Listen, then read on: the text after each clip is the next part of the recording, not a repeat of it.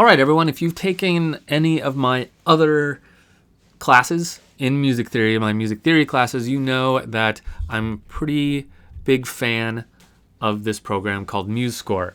For things that you need to be successful in this class, they can both be free to you. One is this program called MuseScore. It is a free download. Just go to musescore.org and you can download it. It is a very impressive free program. It's open source. It is a full notation editor.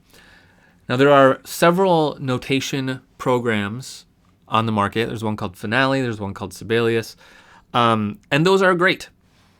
They're expensive though. So I'm using this one because it's free and you can all get your hands on it. You know, in my personal work, I tend to use Finale, actually, to be perfectly honest with you. But it's expensive, it's a little complicated, and it's overkill for what we're going to be doing in this class. I have students that use MuseScore for everything they do, and they make some really beautiful scores. It is a very impressive program. So please download and install this program. What we can do with it is you're going to see me using it throughout the whole course just as kind of a way to write stuff. But what we can do is we can put a bunch of notes, build some chords. Let's make a little bit nicer chord here, okay? And then we can hear it. We can hear what we did.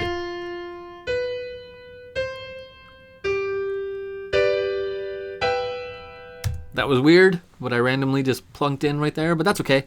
So it's a great tool to have for while you're learning this stuff, because if you can't hear what you're working on, you're never really going to understand it, I don't think. I think you really have to hear it.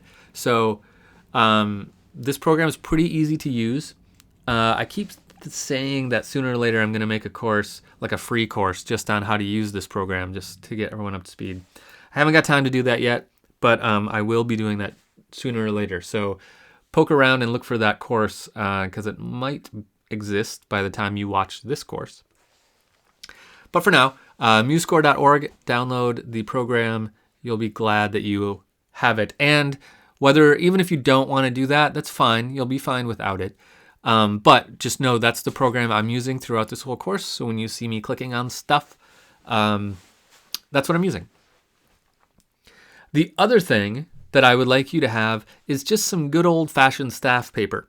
I find it really useful sometimes to have a couple sheets of staff paper and a pencil or a pen handy, just so I can scribble out some notes and while I'm thinking about something, and I can see if something's working or if it's not working.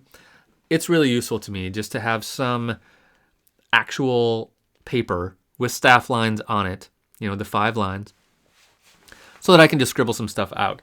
And that can be free to you too, because in the next segment here, I'm going to give you a PDF that is some good staff paper. This is just one blank sheet of staff paper. That's all it is. So you can download this and print it. Print 10 sheets of it and just keep it by your computer while you're following along with this class, so you can just jot down some notes, and you'll be glad you did. It can be very useful to have. So those are the 2 things you need, and I'm happy to say they're both free, except for maybe printing out the staff paper. That might cost you a couple cents depending on what your printing situation is, but it's very, very, very cheap. Okay, that's it. With that, let's dive in to the course and do first, I want to do just a quick little bit of review just to get us up to speed to make sure we're on the right foot going into the real content of this class. So quick little review, and then we'll be diving in.